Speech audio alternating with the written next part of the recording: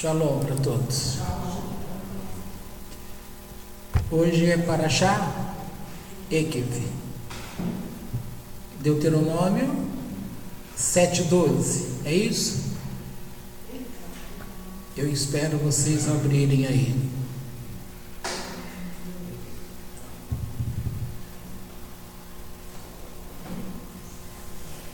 Eu vou ler os comentários hoje dessa Parashá, não todas, conforme a gente vai achando interessante.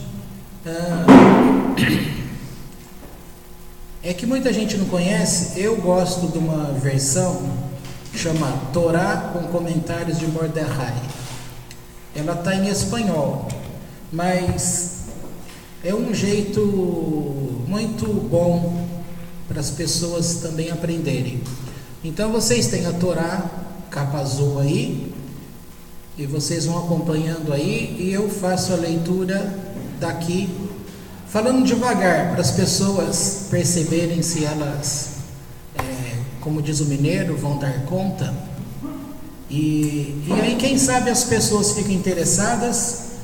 Essa versão, ela é digitalizada, então fica fácil para as pessoas lerem no notebook, no celular. E assim é muito bom. Bom, começa aqui no capítulo 7, verso 12. Então diz assim, E será, por quanto hayáis entendido las leyes estas. Vai observando aí se vocês conseguem entender. E aí vocês vão acompanhando com a Bíblia em português de vocês, tá bom? Então, começando. E será, por quanto hayáis entendido las leyes estas, e las cuidais e las cumplais, guardará Adonai tu Dios para ti el pacto y la benevolencia que ha prometido a tus patriarcas. Te amará, te bendecirá, te multiplicará, bendecirá el fruto de tu vientre y el fruto de tu tierra, tu cereal, tu mosto y tu aceite, la cría de tus vacas y los rebaños de tus ovejas, sobre la tierra que ha prometido a tus patriarcas para dar-te a ti. É fácil, não é? Está indo. Bendito serás más que todos los pueblos, no habrá en ti hombre o mujer estéril, nem en tus animales. Apartará Adonai de ti toda enfermedad, y ninguna de las dolencias de Egipto malignas que has conocido traerá sobre ti, y las traerá sobre todos tus adversarios. Consumirás a todos los pueblos que Adonai tu Dios te entrega a ti. Não se apiade tu honro por eles, nem adores a seus ídolos, já que trampa és para ti. Quando te dijeres a ti mesmo, são numerosos os pueblos estes, mas que eu, como poderei desterrá-los?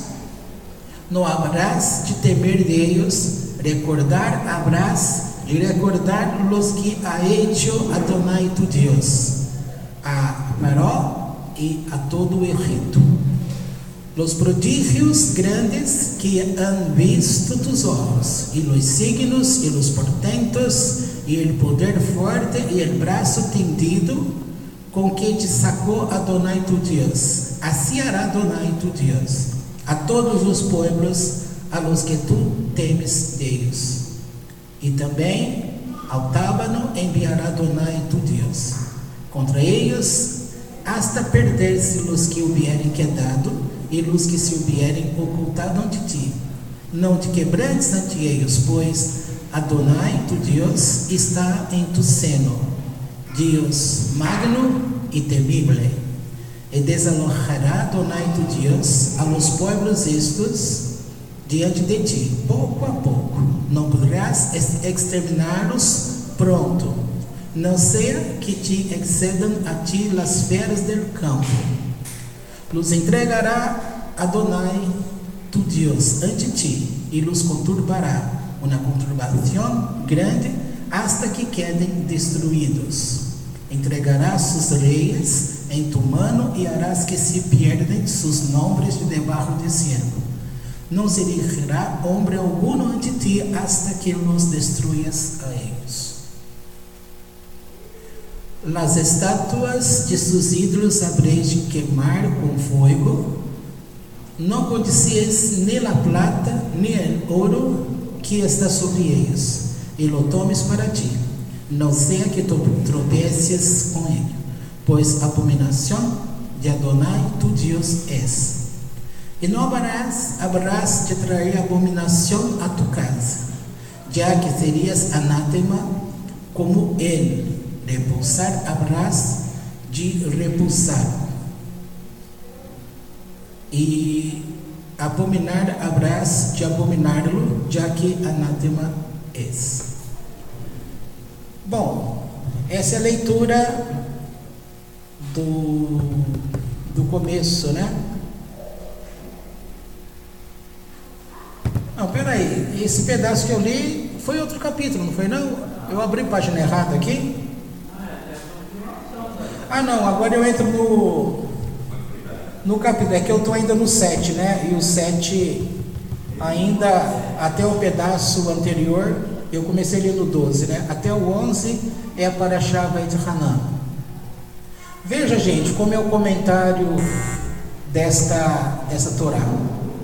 Então aqui diz no versículo 1: quando te haga venir Adonai tu Deus a la tierra.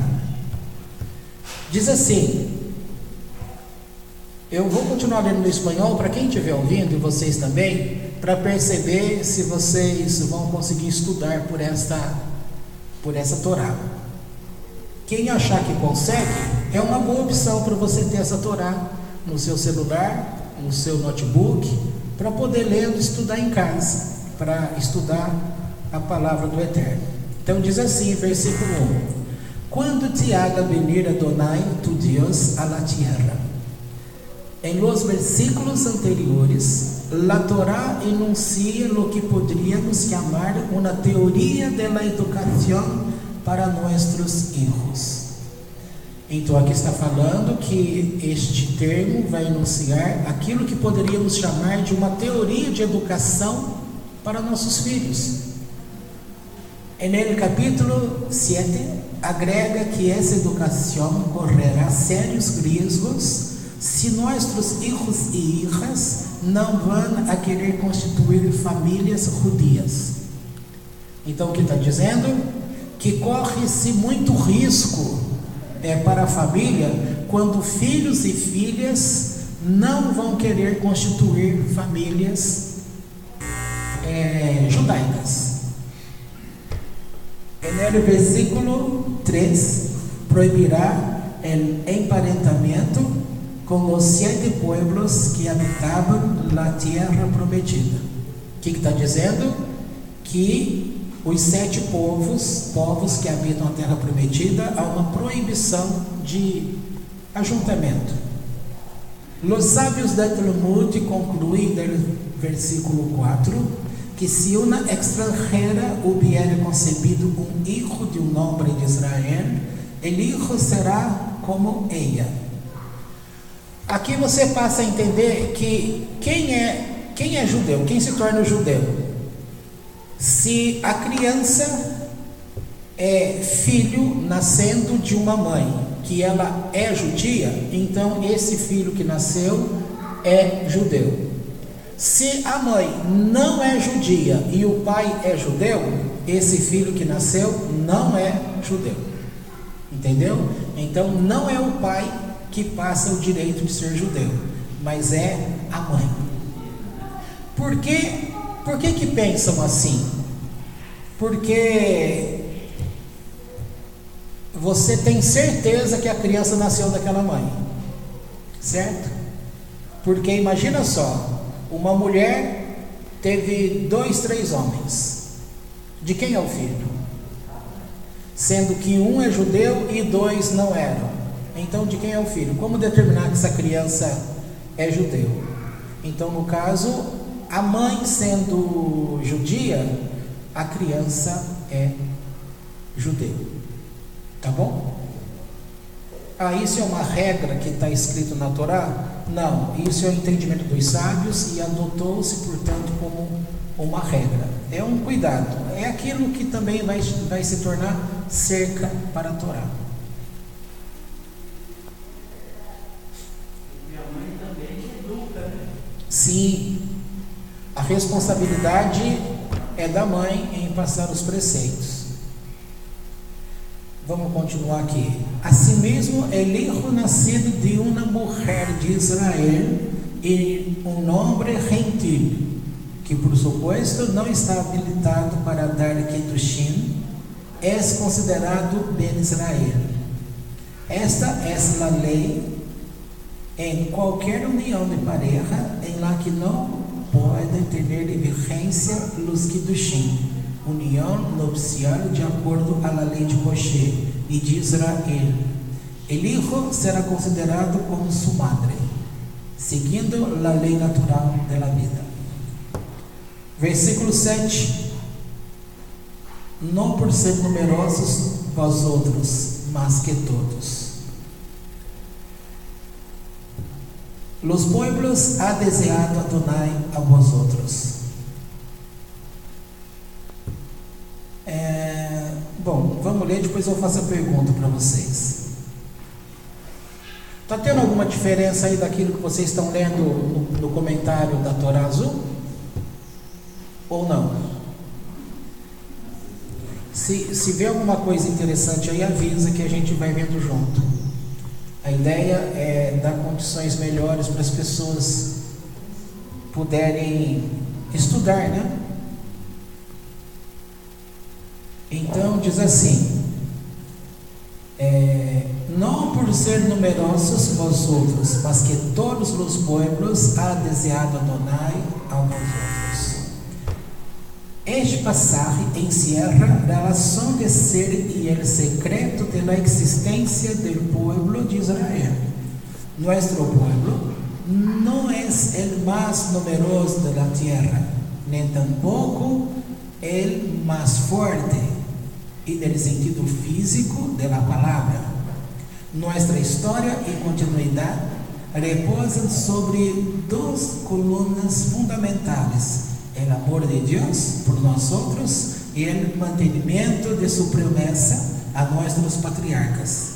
Ambos se mantienen y se mantendrán inalterables por todos los días de la historia. En palabras de Rashbam, Dios de la verdad mantiene el pacto y la benevolencia para 1000 generaciones.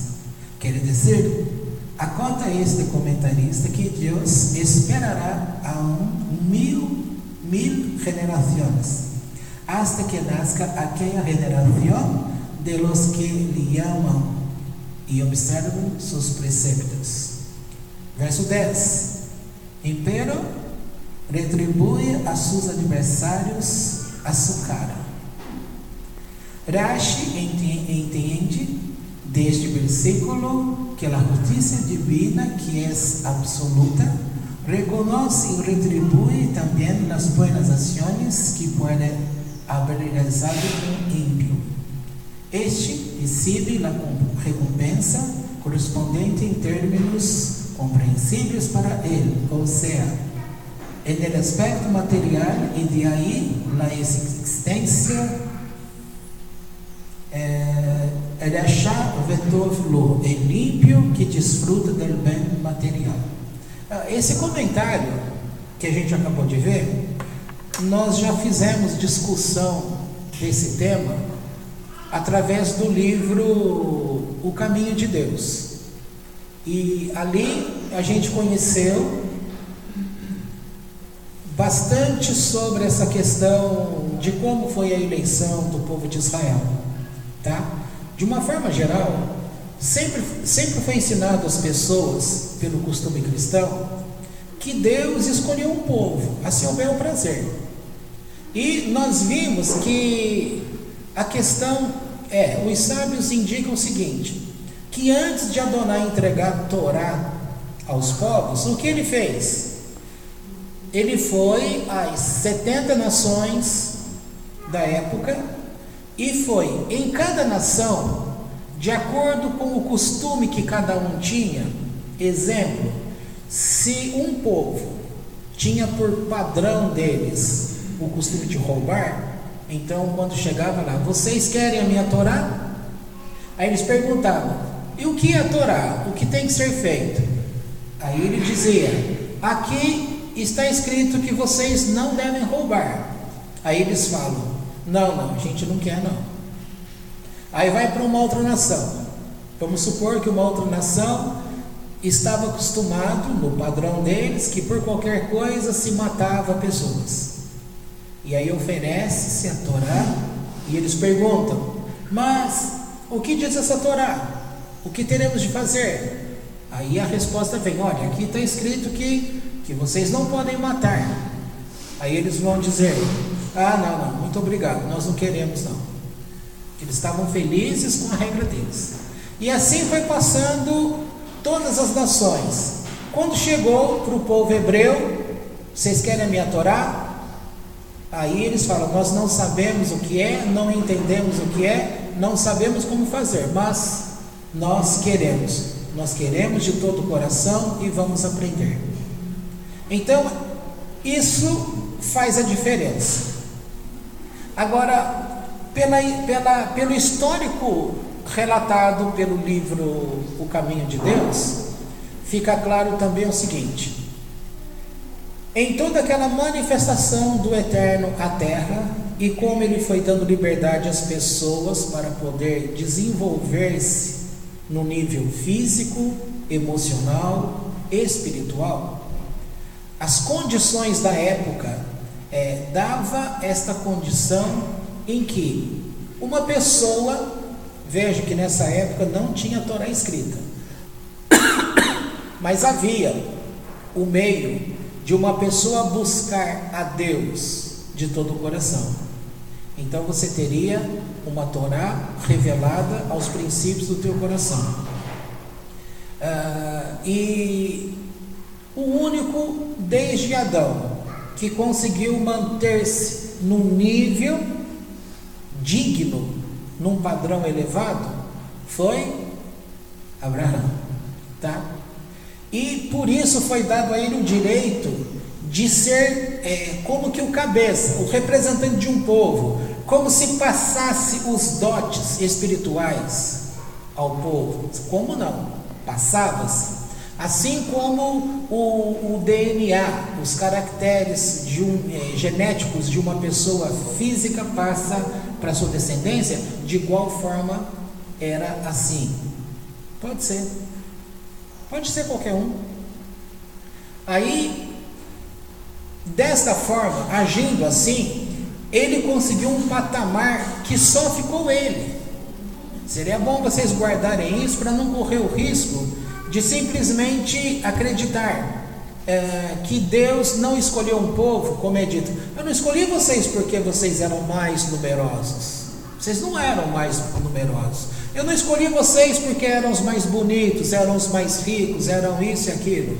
Mas se Deus faz uma escolha, a escolha tem que ser pautada em alguma coisa. É normal na vida de alguém. Você tem uma empresa de transportes. Então ele está perto, aí lembrei. Você tem uma empresa de transportes. Você vai precisar de um motorista de um caminhão para levar uma carga muito importante para você. Você vai escolher o primeiro motorista que entra no escritório? Vai ser assim, o primeiro que chegar tá bom? Não, você vai analisar mediante a frota que você tem. Você vai procurar o melhor caminhão que você tem, o motorista mais cuidadoso. Você vai avaliar o aspecto emocional dele, tá? Adianta você pegar um motorista que seja muito bom ali no volante, atento ao trânsito, mas que seja explosivo emocionalmente? Aí acontece alguma coisa, naquela explosão ele põe tudo a perder com a sua carga, que é muito preocupante? Claro que não. Então ele vai ser bom, para ser um motorista comum, mas para levar algo muito importante, ele vai ser descartado, tá? Então Deus precisava de um povo para levar, para carregar a sua Torá e ensinar as demais nações. Tinha que ser alguém diferenciado, e esse alguém que se tornou diferenciado por livre e espontânea vontade de amar a Deus foi Abraão, e ele dá origem ao povo de Israel. Portanto, guarde isso. A escolha, por um lado, Deus escolheu, mas também, como eu já expliquei, acho que já é a terceira ou quarta vez em pouco tempo que eu estou falando isso para vocês, para guardar mesmo no coração. Então significa que quando Deus faz a escolha, Ele faz a escolha, mas a pessoa também deu condições para ser escolhida, tá certo?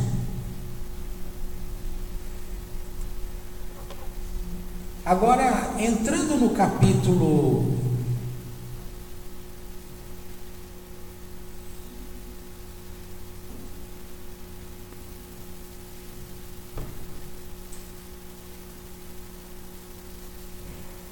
no versículo 15, está dizendo que ele vai tirar toda a enfermidade no meio do povo. Quando fala, portanto, em enfermidade, aí vem o costume de achar que enfermidade é do diabo. Nós vimos ontem, no Pirkei Avot, que antes de começar o primeiro Shabat, portanto no sexto dia da criação, houve um momento que é chamado de ocaso, crepúsculo, onde o Eterno criou determinadas coisas, e ali foram listadas 13. 10 é que é o dito do próprio Pirkei Avot, e depois outras 3 que os sábios acrescentaram por dedução do próprio texto. Uma delas é colocado ali que a criação de espíritos destruidores, ou seja, Shed, demônios, que eles foram criados. O Eterno estava criando, mas antes de dar corpo a eles, ele preferiu, chegou o Shabat, então ele esqueceu, ele não terminou estes seres, e ele então santificou o Shabat, e terminado o Shabat, ele não voltou para completar aquela obra começada. Então eles ficaram como seres inacabados, que são os espíritos cheios de demônios, tá bom? Malignos, mas ali literalmente é espíritos destruidores, tá? Então o Eterno cria esses espíritos destruidores? Sim.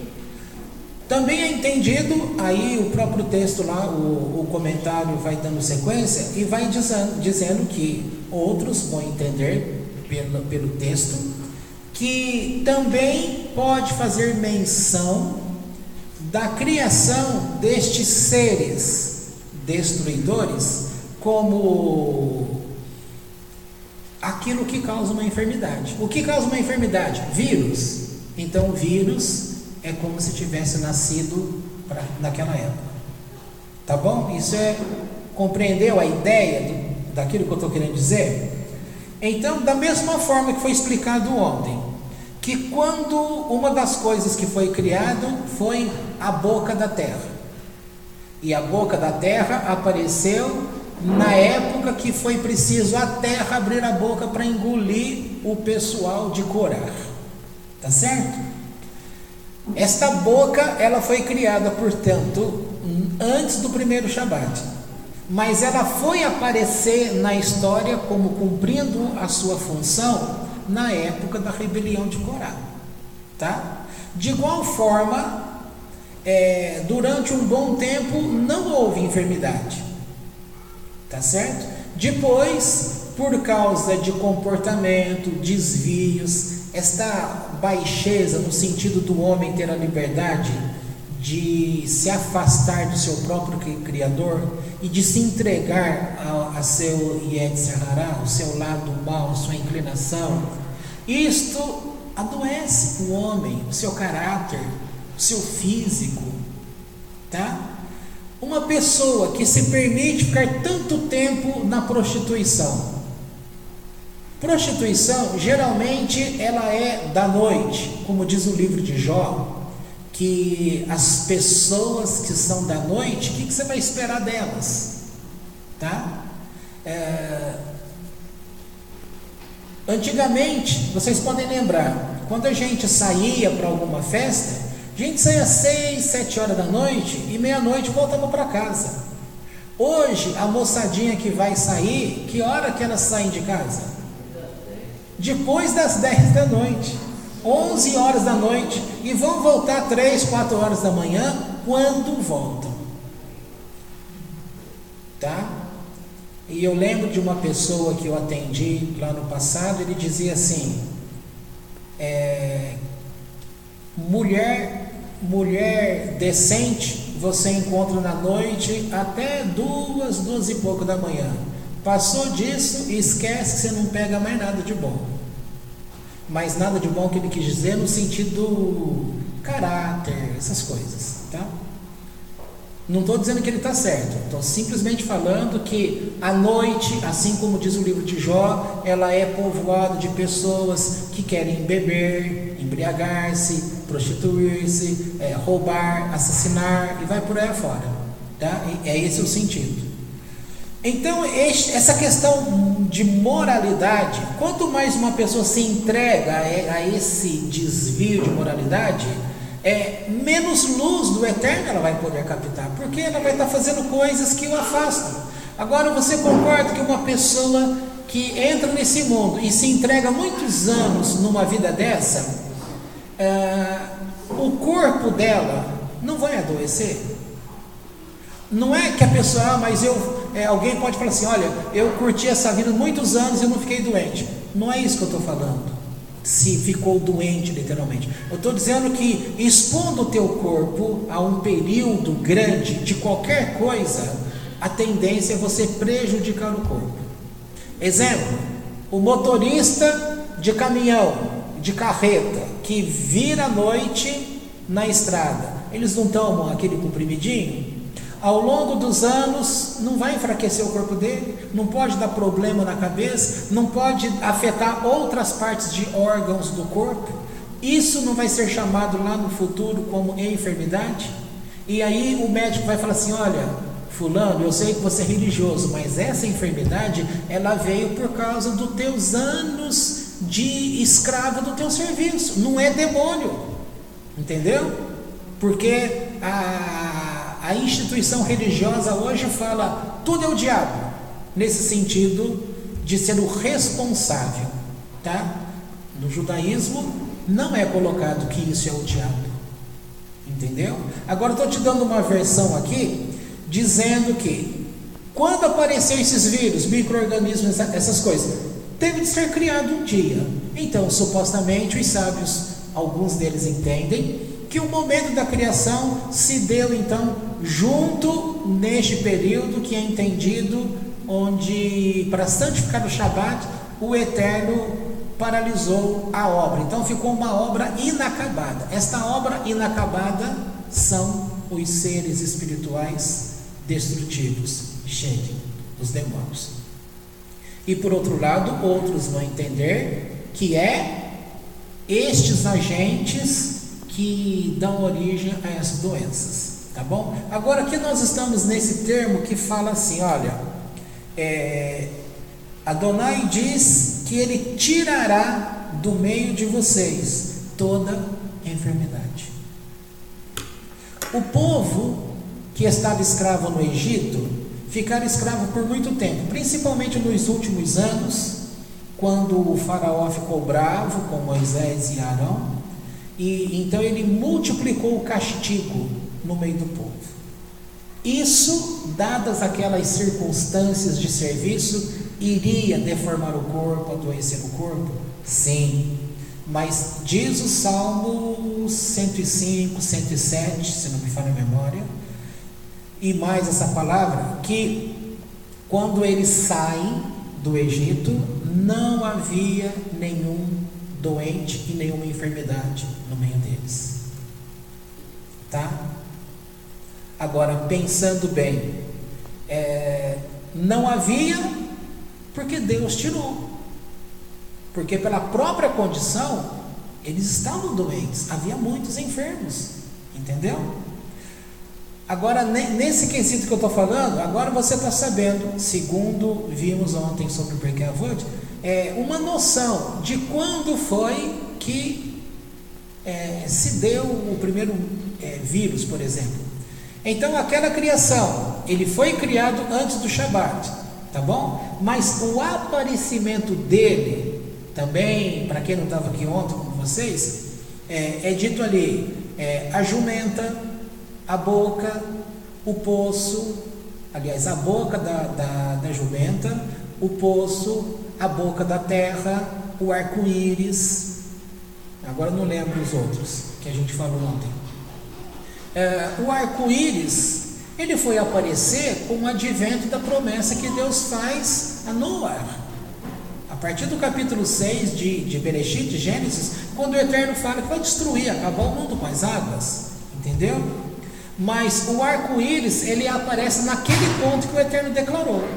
Mas a criação dele em si, ou seja, a nuvem que é responsável para o aparecimento do arco-íris, então não foi o arco-íris em si, mas foi a nuvem que faz isso, porque, como foi explicado ontem, fisicamente é fácil explicar a relação luz-nuvem, a água, para poder fazer aquele arco com as cores, mas não é isso, como um prisma que Deus realizou, porque isso eles falam da ciência, não há milagre nenhum aí. Então a questão não é o arco-íris em si, como explicamos ontem, mas é o que? É a nuvem que o Eterno criou, a nuvem com água. Sem nuvem com água você não tem arco-íris, tá bom? Então a nuvem que o Eterno fez uso, ela foi criada antes do Shabat. Então, neste sentido, quando está falando que ele apartará toda enfermidade,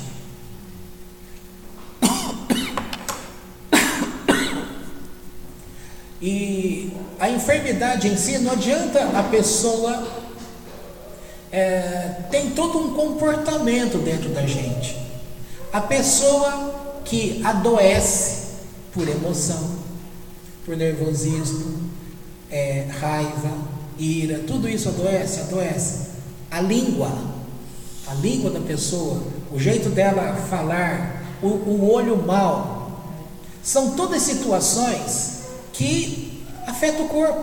São situações que passam desapercebido para as pessoas, aí elas vão querer relacionar que Deus não tirou a enfermidade do povo. Então uma coisa é você relacionar a forma como o Eterno tira a enfermidade do povo, está relacionado com o quê? A forma como o povo se entrega aos seus preceitos e andando nos seus caminhos. Mais um exemplo aqui. Por acaso não foi profetizado que tempos futuros este povo iria errar o caminho e eles iriam perder o direito à terra que o Eterno estava dizendo que eles iriam conquistar e morar nela? Então eles ganharam o direito de ter a terra, mas depois eles perderam o direito de ter a terra. Por causa de quê? O comportamento físico, moral e espiritual. A forma degradada deles agirem e se esquecerem do Eterno fez com que eles perdessem o direito àquela terra. Então eles foram desterrados? Foram. A mesma coisa em enfermidade. Uma pessoa pode ser curada e depois ela própria pode trazer de volta a mesma enfermidade ou outras enfermidades. Tudo como comportamento. Uma pessoa,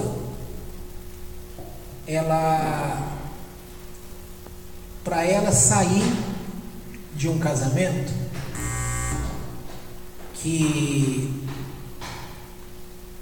um casamento com uma pessoa que não era da mesma religião dela, ao invés dela chegar e abordar, olha, eu não quero mais você, nós temos divergência de linhas, como entender Deus, as coisas, vamos acabar o relacionamento aqui, usando essa linha direta, ele não fez isso.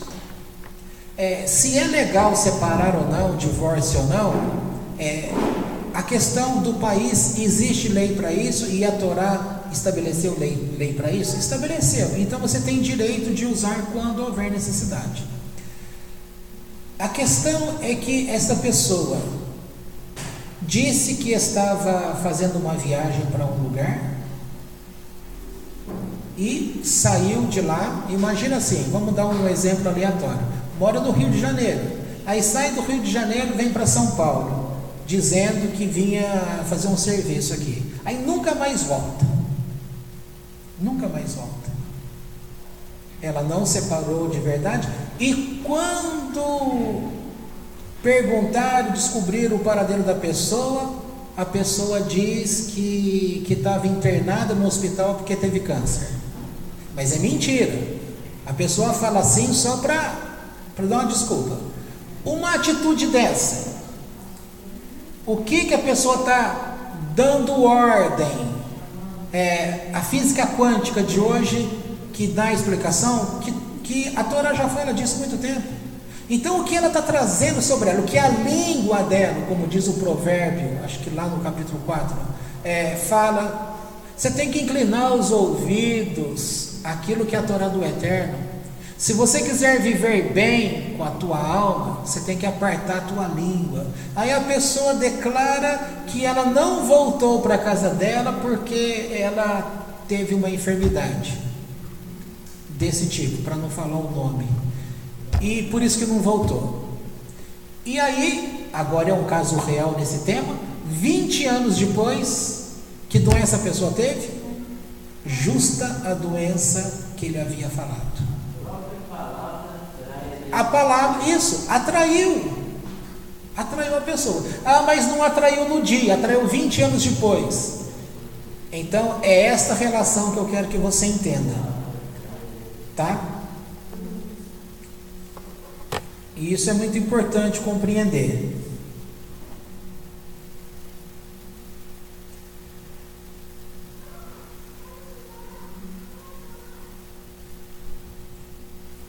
O capítulo 8, esse capítulo 8, ele também é famoso, né? Por que o capítulo 8 de Deuteronômio é famoso? Porque uma das palavras mais conhecidas como sendo atribuídas a Jesus, que tenha falado, é tirado aqui da Torá, no capítulo 8. Quando na famosa Satã, quando se apresenta a ele e faz aquelas provas, então ele diz, é dito assim: se você é o Filho de Deus, faça com que estas pedras se transformem em pães. E a resposta que ele dá de Deuteronômio é: nem só de pão viverá o homem, mas tudo que sai da boca de Deus. Tá? Só estou citando o Novo Testamento aqui porque eu disse, esse capítulo se torna conhecido principalmente por causa dessa questão da instituição religiosa que atribui essa palavra a Jesus. E aí, como o ensino roda o mundo, as pessoas guardam o ensino que rodou o mundo, mas não guardam aquilo que é a Torá do Eterno, tá? Esse texto, ele vai começar a dizer o cuidado do Eterno. Ontem a gente bateu na tecla também daquelas questões que coisas que foram feitas antes do primeiro Shabat, portanto, quando Deus descansa de suas obras, e aí começa para valer novamente o primeiro dia, e aí começa a valer o ritmo da terra, do universo criado. Eu disse ontem que muitas situações na minha vida, na sua vida, a gente tem que se apegar. Quando você não encontra lugar, o caminho, perspectiva, você vai pensar, quem que vai me ajudar? Do jeito que está, nem Deus ajuda. Basta você conhecer essa parte da história e pensar assim, mas Deus criou algo antes que o mundo tivesse entrado na sua sequência de existência. Então, quem me garante que Ele não fez algo por mim nesse período que antecedeu o começo de todas as coisas? Se a pessoa tem tendência a acreditar que depois que Deus iniciou a sequência do mundo, Ele não poderia fazer mais nada, por isso que ela fala, do jeito que está a minha vida, nem Deus pode fazer nada por mim. Para você não entrar naquele descaso com você mesmo, é só você pensar assim, mas há um relato que antes do primeiro Shabat, Deus criou determinadas coisas. Quem me garante que Ele não possa, nesse período, ter criado o meu escape, que vai aparecer justamente agora? Então, enquanto a minha mente quer provar para mim que ninguém vai me ajudar, que não tem lugar para mim, eu posso pegar recurso onde? Naquilo que Deus tenha feito por mim antes que eu tivesse existência para entrar nesse mundo. Entendeu? Tem um filme, como que é o nome desse filme? Já tinha pedido para vocês assistirem isso para ver, e aqui pode perceber novamente esse pedaço. Eu vou falar um pedacinho do filme, quem lembra dele me fala o nome, e quem quiser assistir procura. É uma mulher, no filme ela é loira, a filha ou o filho dela, que estava numa escola, eles foram fazer um passeio, e o avião desses filhos, sumiu. Só que na verdade foi dado para eles, foi passado toda uma mensagem para esses pais, e eles tiveram o esquecimento de tudo. Então para eles é como se eles nunca tivessem casado, nunca tivessem tido filho. Mas essa mulher, ela conseguiu resistir a todo esse complô, e ela não perdeu a memória do filho dela, e ela foi buscando essa criança. Alguém assistiu e lembra agora do nome? Eu também não lembro agora. Bom, o que é interessante aí, nisso que eu estou falando, de você se firmar em alguma coisa. Como eu estou dizendo, se você precisa de uma ajuda agora, e agora? Onde eu vou pegar forças? Aí você aprende que esse pedaço da Torá e do Pirkei Avot está dando menção a você que Deus tiraria do meio do povo toda a enfermidade. Você já aprendeu ontem que Deus teve uma criação entre aquele período que antecede o Shabat, ou seja, é sexta-feira, não é sexta-feira a mais, mas também não é o Shabat ainda. Esse pedacinho que só Ele sabe que período é esse. E é nesse período que Ele criou estas coisas. E aí entrou o Shabat, cessou tudo. Então, se você, neste exemplo, consegue trazer para você, manter o teu pensamento com Deus, não desistir, você concorda que você vai poder desfrutar daquilo que são promessas de Deus para a sua vida? Ah, mas isso não é fácil. Quem disse que seria fácil? Esse capítulo, portanto, o 8, ele vai dizer para as pessoas perceberem assim: quanto tempo andaram pelo deserto? 40 anos. As roupas acabaram? Não desgastou roupa. Os calçados nos pés não se desfizeram. não faltou comida, não faltou água, ou seja, todos os recursos foram providos pelo Eterno. E no nosso dia a dia, a nossa mente, ela tenta, por causa do nosso Yetzer Hará, a nossa mente tenta se inclinar por uma história geral, onde a gente só capta e lembra das coisas ruins da nossa história, que vai nos enfraquecer ainda mais. E a gente ficando fraco, quando uma pessoa está com o emocional abalado, que parte do corpo dela diminui a defesa, chamado sistema imunológico. Aí a pessoa fica desprotegida, caiu a defesa dela, porque ela se entregou a um padrão de pensamento, entendeu? Enfraquece o corpo, traz doença. Mas ela estava doente? Não estava, mas agora ela passa a ter doente, porque ela permitiu toda uma alteração. Agora, quando as pessoas, elas não conseguem se firmar naquilo que é o poderio de Deus, como Senhor sobre todas as coisas, se alguém capta essa mensagem, ele se torna forte. E alguém que é forte nesse sentido, ele vai poder ser usado pelo Eterno para a retificação deste mundo, tá? Aquela parte que foi criada das trevas para forçar o homem a fazer escolhas, vai ser prova para um tipo de homem assim? Vai. Mas ele vai vencer? Vai vencer. Por quê?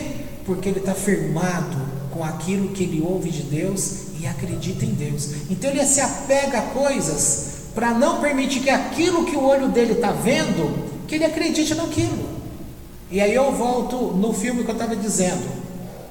A mulher chega num ponto que foi tirando de dentro deles as lembranças, chega a um ponto que no filme passa a ideia como se fosse o próprio Satã que aparece a ela, e ele pede assim: tá bom, tá difícil lidar com você, mas eu vou te permitir então uma última lembrança. Aí que era para ela pensar que ela estava ganhando o bebê. Aí vem na memória dela que ela está no parto, lá no hospital, tendo a criança. Quando ela tem esse pensamento, ele só faz assim, ó, pegou aquilo e dizendo: pronto, agora acabou, acabei com essa mulher. Aparentemente seria a destruição dela, tá? Mas como essa mulher é arretada, ela não entregava os pontos, quando roubou essa memória dela, o que ela fez? Ela buscou então a memória de quando ela estava grávida. Aí ela começava a se ver aquele barrigão. Ou seja, no final das contas, ele não conseguiu roubar o filho dela, teve que devolver. Então, só que todas as pessoas tiveram os filhos de volta? Não, só aquele que perseverou. Então essa é uma lição que você tem que aprender, que para o reino espiritual tem que agir da mesma forma. Você vai ser perturbado. Lembram quando Moisés subiu lá para a eternidade? E ele disse que em 40 dias voltaria. O que Satã fez? Fez com que as vestimentas de Moisés, porque quando você sobe para esse reino superior de Deus, você não vai usar o aparato físico que você tem. Então o que Satã faz?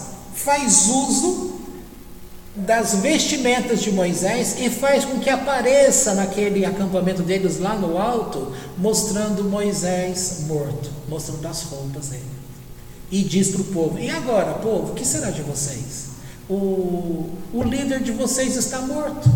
Quem vai cuidar de vocês nesse deserto? Deus esqueceu-se de vocês. Acabou tudo. Entendeu? E o povo estava acreditando. E aí daquela grande confusão, morre uma pessoa, quando eles vão criar o bezerro de ouro, é esse período da história, tá? Então, gente, você tem que entender que nos momentos difíceis da tua vida, um emprego, uma perseguição no local de trabalho, um estudo difícil, um professor, uma faculdade, um relacionamento dentro de casa, escola, tua profissão, família, tudo que envolve a tua vida, está cercado de muitos elementos que, para te provar, muitos seres existentes vão provar você, para ver se você realmente se apega a quem? Você só se apega a Deus quando as coisas estão bem? Aí é fácil falar, olha o que Deus fez por mim. Aí quando aperta a coisa, você também é capaz de dizer, eu sairei dessa com a ajuda de Deus. Então, na hora boa, vamos imaginar uma coisa, alguém te dá um presente, tá? O que é um presente bom? Vamos pensar um carro. Às vezes até um carro bom, a gente não consegue pagar o IPVA dele, aí fica difícil, né? Mas vamos pensar num carro normal que a gente consiga pagar o IPVA, tá? Aí você ganha um carro. E aí você vem e fala para a congregação sua e diz assim, olha a bênção que Deus me deu, o carro, tá? Mas, vendo, foi Deus que deu? Será que foi Deus que deu? Então, nesse sentido, a pessoa não questiona se foi Deus que deu, se foi um acaso, se foi a benevolência da pessoa só, a pessoa que te deu, entendeu? Aí, você, nesse momento bom, você fala, foi Deus que me deu isso. Mas no momento de grande dificuldade, a pessoa não tem capacidade de se firmar com as coisas de Deus, no sentido de acreditar que Deus, independente de quem fez aquilo, que Deus vai livrá-lo daquela situação, tá? Então, no momento em que tudo vai bem, a pessoa nem se preocupa porque ela recebeu aquele carro. Para ela é mais fácil falar, foi Deus que me deu, entendeu? Mas quando é uma situação que ela tem que crer em Deus para livrá-la daquela situação, ela diz que não sabe se Deus vai ajudar, que ela não tem fé para isso. Não é a vida da maioria das pessoas na Terra, é assim que elas reagem. A reação delas é assim. E Deus não quer que você reaja desse jeito. Por isso você tem um capítulo 7, um capítulo 8 e um capítulo 9 de Deuteronômio que vai dizendo para você que Deus vai à tua frente, enfrentando as cidades amuralhadas e os filhos de gigantes. Ele vai destruir e você vem atrás se apropriando do despojo. Mas eu tenho que crer, eu tenho que aprender a ter essa capacidade de andar com Deus. Ser religioso, nós não estamos falando de ser religioso, nós estamos falando de ter uma relação de amor para com Deus, tá certo? Dá para compreender essas coisas, né? Bom, nós já estamos com essa Querrilá, como Querrilá, há poucos anos, mas como algo que Deus nos deu, já tem 20 anos. Estamos fazendo 20 anos. Antes dessas coisas, o Eterno fez um chamado, me falou tal coisa, me disse para adotar o nome do meio, por isso que vocês me conhecem por Rafael, e depois ele me disse assim, olha, você vai deixar essa igreja onde você está e vai para um lugar que eu vou te mostrar. Até então, o lugar ele não tinha mostrado. Então eu tinha que congregar em algum lugar e escolher um determinado lugar. E fiquei ali por 1 mês, 2 meses, até que de fato ele me mostrou o lugar. Um dia eu fui ter um aconselhamento com um dos atendentes lá, um dos pastores, que é o músico que vocês conheceram, o Eugênio. Não sei quantos na época conheceram ele. Ele veio tocar pra gente, trouxe até uma palavra na época. E ele então, quando entrou na sala e me viu e ouviu a minha história, porque aquela situação que na época para mim estava tudo de ponta cabeça, era uma situação extremamente difícil, que você não faz, tudo que você vai pensar igual eu estou dizendo aqui, tudo que não presta caiu sobre o seu mundo. E para alguém que vai ouvir uma história dessa, seja ele um rabino, um pastor, quantos aconselhamentos rabínicos você vê, você lê e vê a história e você pensa assim: nossa, se eu estivesse no lugar dele, o que eu iria dizer para uma pessoa dessa? E a gente fica curioso para saber que resposta esse homem vai dar. Quando esse homem ouviu ali a minha história, ele abaixou a cabeça, olhou para mim, aí ele ficou de pé e disse assim, sabe, isso era uma quarta-feira, ele disse assim: olha, segunda-feira agora eu tive um sonho e eu não entendi este sonho de jeito nenhum, e eu fiquei perguntando para Deus o que esse sonho significava. Aí novamente ele olhou para mim e disse assim: agora eu entendo, esse sonho não dizia respeito a mim, ele estava falando de você.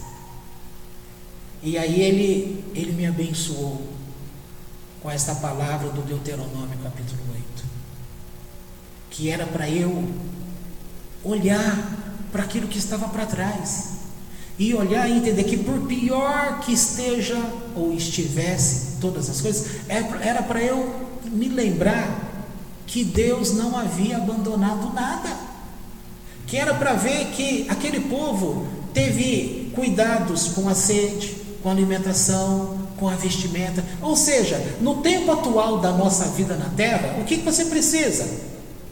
Quem não tem casa, sempre alguém tem casa, então um lugar para moradia.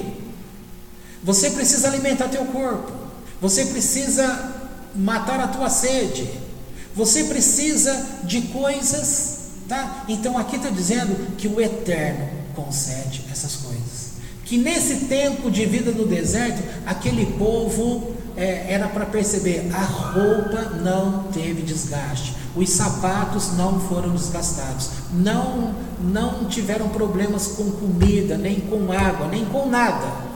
Então aquele homem falou assim: olha,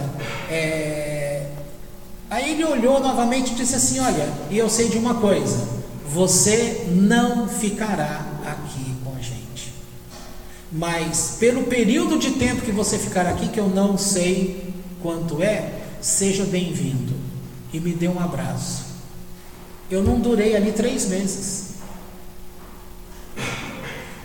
Então este pedaço da Paraxá, ele tem que fazer com que, associado com o Pirkei Avot, e novamente você vai vendo todo o Pirkei Avot que a gente vê na sexta-feira, a gente consegue trazer para Paraxá no outro dia. E aqui novamente eu estou tentando dizer para você: importa como está a tua vida? Importa. Agora, você não pode se entregar. Você tem que ver que o Eterno tem cuidado, Ele tem permitido coisas. Por que Ele permitiu aquelas coisas? Para que marcasse a minha vida, e que marcando eu pudesse confiar. Então aquilo que tinha aparência de coisa ruim, não foi uma coisa ruim, foi uma marca boa, porque mais lá na frente, sempre que acontecesse alguma coisa, eu iria me lembrar: mas quando aconteceu tal coisa, eu não caí, eu fiquei de pé, então aqui eu vou resistir um pouco mais, porque... E aí Deus livra daquele momento de novo, numa próxima você está mais forte, e é livre de novo, numa outra, então vai aumentando o teu poder de aguentar as coisas. Quando nós tivemos um problema com pessoas, você lida com pessoas, você tem problema com pessoas, e aí algumas pessoas eu tive que convidar para deixar o nosso meio. Isso gerou uma confusão muito grande, eu fiquei muito difamado aí pela coisa que foi feita. E aí a gente, quando foi ter o contador para fazer a nossa documentação, quando ele chegou e me viu triste daquele jeito e ouviu a história, ele disse assim: cara, foi só esse tanto de pessoas? Você pode ter certeza que mais para frente haverá outras pessoas, porque Deus precisa de pessoas que tenham condições de suportar essas coisas da vida, porque você não pode cair e voltar atrás, tem que absorver. Vocês já pensaram, todo mundo fala assim, olha, o rei Davi, homem segundo o coração de Deus. O homem segundo o coração de Deus, olha para a vida dele. Que confusão que foi, que sofrimento que foi. Por outro lado, olha as maravilhas no contato dele com Deus. Um único exemplo. Todo mundo sabe que o lugar onde Jacó, naquela história quando Jacó estava indo lá para a casa do tio dele, que ele tinha que fugir do irmão dele, né? Ele tinha recebido a bênção do pai dele, Isaac. E aí, quando ele dorme naquele lugar que ele dorme e faz a pedra de travesseiro, lembram disso? Naquele momento ele tem aquele sonho da escada. Então ali ele fala, olha, Deus está aqui. Ali Deus traz uma palavra para ele. Tudo bem? Ok. Este lugar, ele entendia que era o lugar onde Deus estava ali presente. Mas ele sabia que aquele lugar também era o lugar que o avô dele, Abraão, tinha levado para sacrificar o pai dele, Isaac. Era o mesmo lugar. Então, aquele lugar é importante? Era. Que era o lugar que seria construído o templo. Depois, mais para frente, com Davi, Deus fala para ele, eu quero que você escolha o lugar que vai ser construído o templo. Como ele sabia? Tinha que ser aquele lugar, tá? E ele então sabia que ele precisava de um lugar, e aquele lugar estava ocupado de uma pessoa que era dono, e ele foi lá e comprou aquele lugar. A pessoa queria dar para ele, ele falou, não, eu não posso oferecer a Deus algo que não tenha me custado nada. E aqui há uma coisa no judaísmo que talvez as pessoas não entendam. Eu explico isso agora e a gente pode terminar. É conhecido como o pão da vergonha. Talvez você, sem saber, você tenha feito o uso do pão da vergonha. E as pessoas da religião, estou falando de uma forma geral, têm feito o uso do pão da vergonha. Aquilo que elas falam que é a presença de Deus com eles, na verdade é o que o judaísmo chama pão da vergonha. Por quê? Porque as pessoas têm ensinado, as pessoas que eu falo, lideranças de instituições, têm ensinado a seus fiéis a receber de Deus algo que eles não fizeram por merecer. E o judaísmo não aceita isso pelo ensino do Eterno. Quando você recebe algo que você não merece, isso é chamado pão da vergonha, porque você deveria ter vergonha, porque você está fazendo uso de um benefício que você não tinha direito a ele. Tem uma história, quem souber essa história melhor do que eu pode me interromper aí e falar, mas havia uma mesa grande onde os homens de Deus estavam todos sentados ao redor, e eles estavam com o braço, então, olha, imagina eu aqui, a minha mão estaria amarrada na mão dessa pessoa que está aqui, e essa outra mão amarrada aqui. Então todos tinham seus braços amarrados uns nos outros, que não é a corrente. Todo mundo com fome, mas diante, naquela mesa, uma panelona grande, com uma sopa. A comida estava presente, mas as pessoas não conseguiam se alimentar, porque não tinha como pegar. Até que alguém pensou assim, falou para o fulano, vem cá. Aí eles foram lá com a mão, pegaram a concha, e se você tenta trazer para você, não vai dar, mas você pega e você consegue alimentar o outro. Então, quando você não quer alimentar apenas você, mas você quer alimentar o outro, e o outro vai alimentar o outro vai alimentar, vai chegar a hora que aquilo chega em você. Entendeu? Então, esse quesito, ele é importante. Porque assim você não vai se tornar aquela pessoa orgulhosa.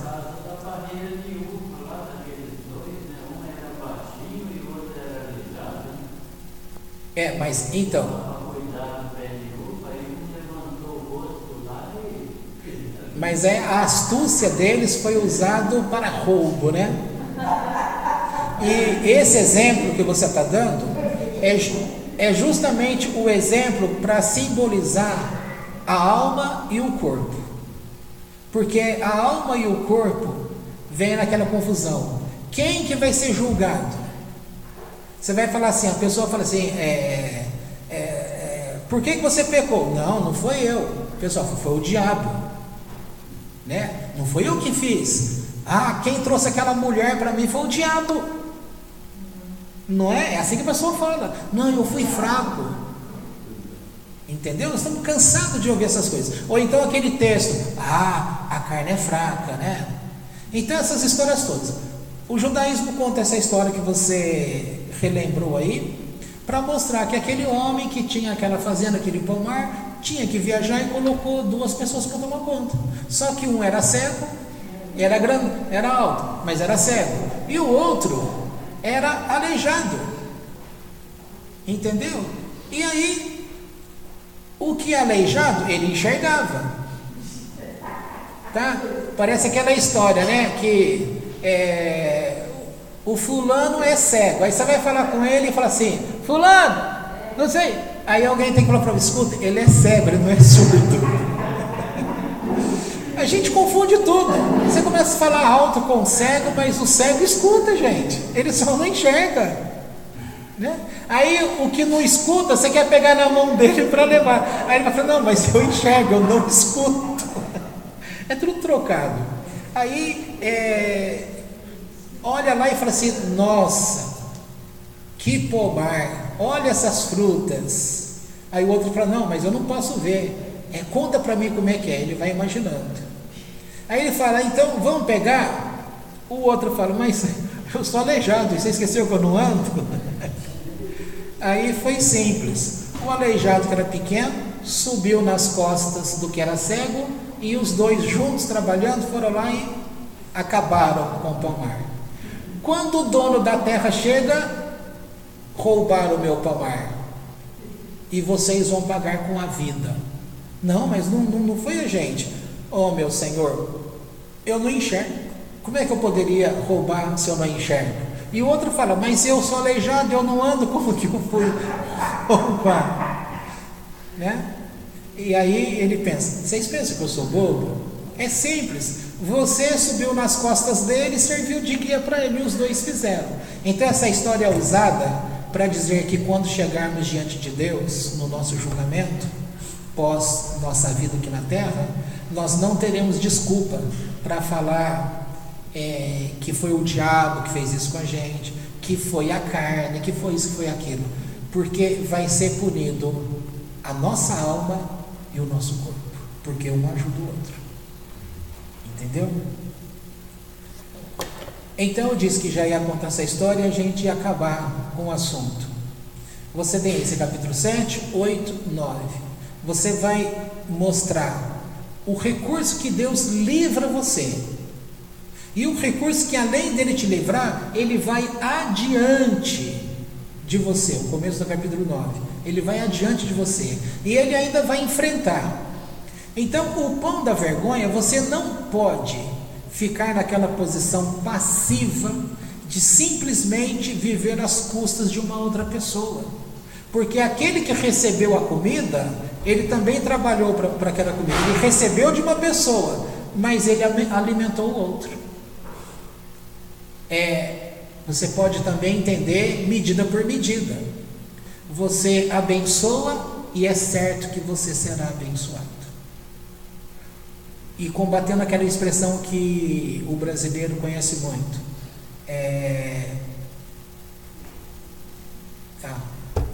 Acabei de esquecer. Então, o brasileiro está perdido mesmo. Pois bem, o pão da vergonha nesse sentido, a gente não pode ficar nessa dependência de simplesmente... E quando você recebe algo que você não fez por merecer, você é uma vergonha. É o pão da vergonha, comendo o pão da vergonha.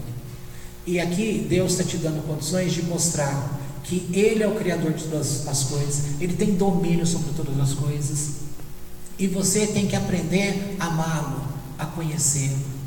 E não, num momento difícil da tua vida, você parar e ficar no seu mundo particular e se afastar de tudo. Não, você tem que continuar a conhecer o seu Deus. E não se preocupar. Se eu não tiver comida para comer, o que vai acontecer? Um dia o povo não teve comida para comer. O que Deus fez? Aquilo que Ele já tinha feito lá antes do primeiro Shabat, o maná. Então durante 40 anos o povo comeu o maná. Mas hoje você teria condições para entender que, se porventura, que Deus não permita, acontecesse uma dificuldade grande, você não tivesse comida, não tivesse uma blusa para se aquecer do frio, tá? Olha, essa pessoa que a gente ajudou ou está ajudando aí, sem citar nome, não sei se a pessoa foi no sentido de querer contar com a nossa boa vontade, mas disse assim: olha, eu tive um sonho, e no sonho Deus falou, procure o Rafael, que ele vai te ajudar, tá? Tudo bem, pode ser verdade como pode ser mentira. Se tornou verdade porque de fato eu ajudei, tá? Mas a intenção da pessoa foi verdadeira ou ela fez uso de um bem sem merecimento? Aí seria o pão da vergonha, entendeu? Mas ela contou ou é verdade porque eu acredito em Deus. Sabe por que eu acreditei na história? Não é porque eu sou bobo, é porque eu acredito em Deus, e eu acredito que Deus faz essas coisas. Então a pessoa me disse: olha, eu estava dormindo na rua em tal lugar, era época de frio, esses tempos atrás aí, então estava muito frio. A pessoa disse: Deus, eu estou com muito frio, o senhor me ajuda? Aí passa uns 10 minutos, a pessoa diz que o corpo começou a ficar quente, como se tivesse um cobertor sobre a pessoa. Pode ser malandragem da pessoa? Pode. E eu posso nessa história ter me tornado um bobo? Posso também. Só que eu preferi me tornar um bobo e fazê-lo bem. E eu acreditei que quem aqueceu a pessoa foi Deus. Entendeu? Então eu acredito. Em toda e qualquer situação, acredite em Deus. Continue acreditando. Se você não tiver recurso para acreditar, então guarde esse período que a gente viu aqui, capítulo 7, 8, 9. Teve dúvida um dia? Vai lá para Deuteronômio, capítulo 7, 8, 9. Leia, vai animar você. E naquele dia foi falado que esses capítulos aqui a gente fez relação com o Pirkei Avot, capítulo 5, Mishnah 5 naquele livro azul e Mishnah 8 no livro avermelhado. Então lá está dizendo que 10 coisas o Eterno criou antes de chegar o primeiro Shabat. Aí essa associação, quer dizer que Deus pode fazer alguma coisa, então é agora. Eu não vou desanimar. A minha solução talvez não faz parte desse mundo de então, mas faz parte de antes do primeiro Shabat. Deus pode ter feito a solução aqui para mim hoje. E aí você renova a tua fé. Sabe o teu corpo amolecido? Ele vai voltar a ficar forte. O teu corpo que estava entregue a possíveis enfermidades, ele vai ganhar resistência, e a enfermidade vai ter que deixar teu corpo. E aí você começa a provar: nossa, aqui está dizendo que Deus tira a enfermidade. E você vai falar: nossa, é verdade, eu estou forte, agora não tenho enfermidade. E aí cada vez mais Deus vai se tornando grande, presente, forte na sua vida, sem que você tenha que crer em palavra de pessoas, emocionalmente com pessoas, mas você está tendo a tua experiência, porque você não pode viver pela experiência do outro, você tem que ter a sua experiência, tá bom? Então podemos encerrar aqui.